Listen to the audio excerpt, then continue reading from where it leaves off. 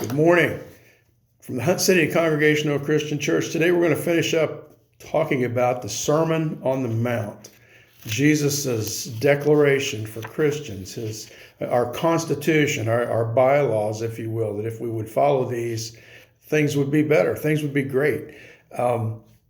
We could spend months and months talking about the Sermon on the Mount, but we're going to wind it up today. We're looking at Matthew 7, starting with verse 21. Jesus says, "Not everyone who says to me, 'Lord, Lord,' shall enter the kingdom of heaven, but he who does the will of my Father in heaven. Many will say to me in that day, 'Lord, Lord, have we not prophesied in your name and cast out demons in your name and done many wonders in your name?' And then I will declare to them, 'I never knew you. Depart from me, you who practice lawlessness.' Therefore, whoever hears these sayings of mine and does them, I will liken him to a wise man who built his house on the rock. And the rain descended, the floods came, the winds blew and beat on that house, and it did not fall, for it was founded on the rock. But everyone who hears these sayings of mine and does not do them will be like a foolish man who built his house upon the sand. And the rain descended, the floods came, the winds blew and beat on that house, and it fell, and great was its fall. And so it was when Jesus had ended these sayings that the people were astonished at his teaching, for he taught them as one having authority, not as the scribes. Depart from me, you who practice lawlessness." Jesus talks about this in Matthew 25 also when he's separating the sheep and the goats. You remember I was hungry, you fed me, I was in prison, you visited me, all of that. And they said, "When did we do that? When did we see you that way?" Jesus said, "Whenever you did it to one of the least of these, my brothers, you did it to me. And likewise, if you didn't do it to the least of these, my brothers, you didn't do it for me."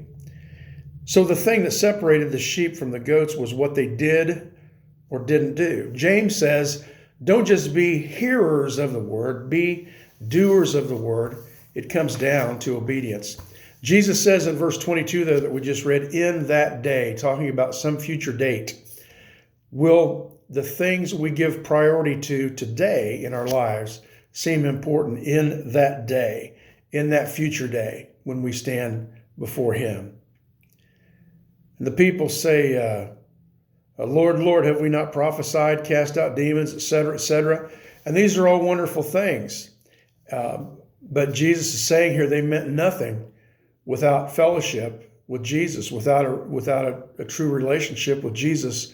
Those things are meaningless. David Guzik, in his commentary, says this about those who do great things.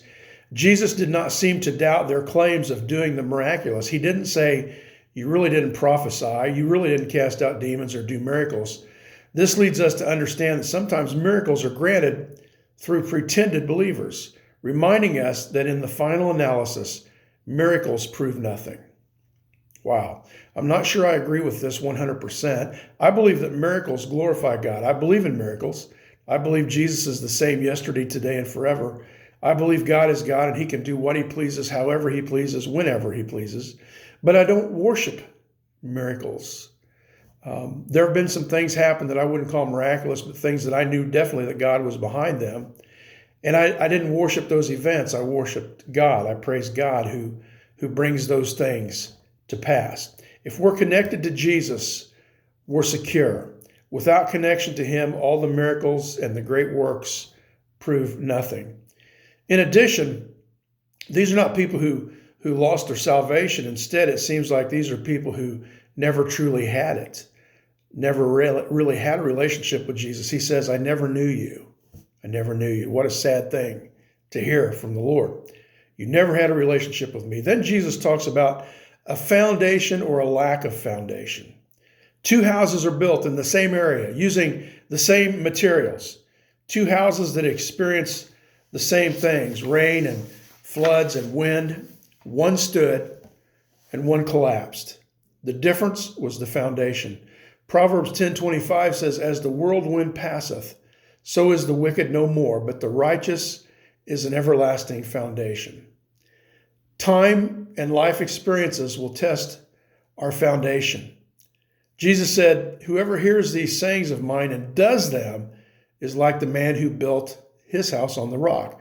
When it rains and floods and the wind beats on it, that house will stand. But whoever hears these sayings of mine, Jesus says, and doesn't do them is like the man who built his house on the sand. The same things beat on that house, and it collapsed. Ground level. A definition of a foundation is the base that something is built upon, an underlying basis or principle. None of us can see your foundation. You can't see my foundation. We have to ask ourselves and examine ourselves, how strong is my foundation? Is Jesus your foundation? What is the underlying principle or principles that your life is based on? What's the underlying principle or principles that you make decisions by? Well, the foundation of our faith is the teachings of Jesus Christ. We need to inspect our foundation every day.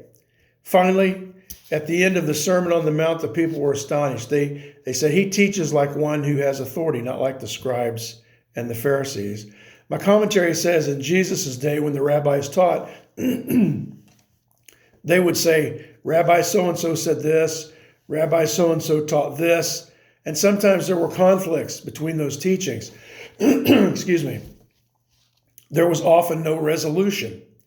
But Jesus said, you've heard it said, but I say to you.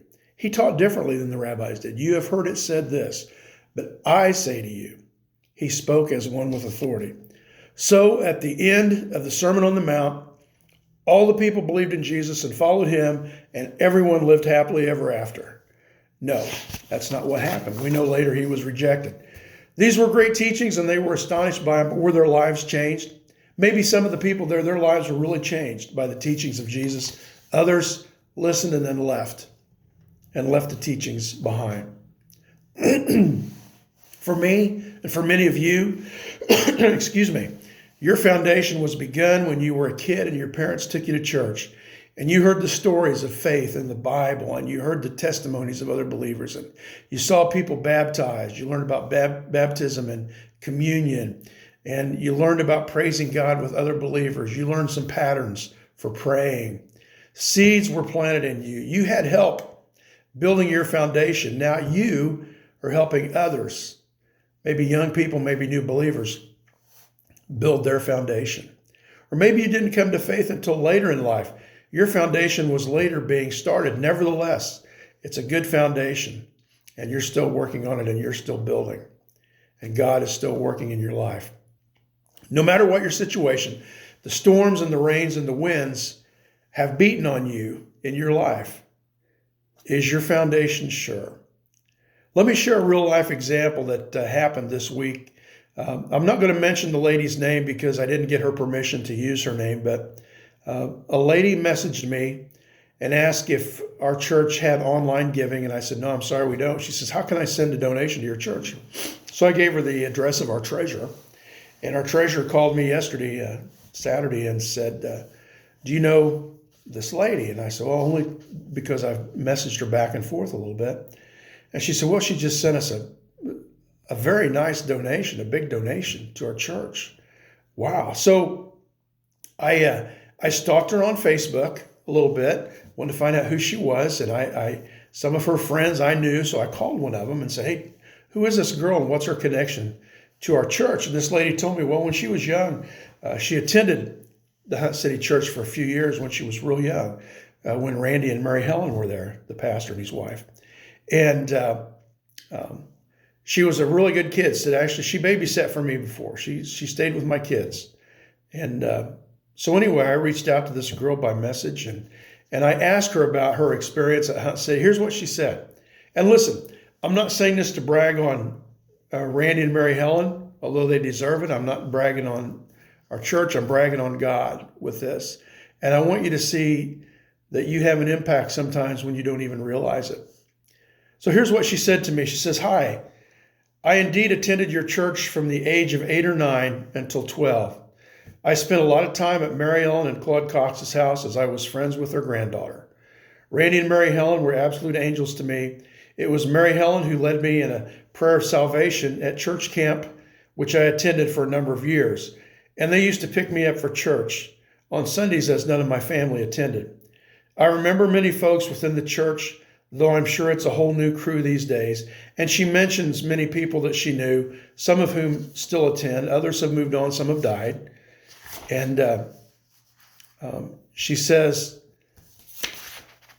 the church as a whole tolerated my off-key singing specials and fed me amazing potluck dinners despite my inability to ever contribute.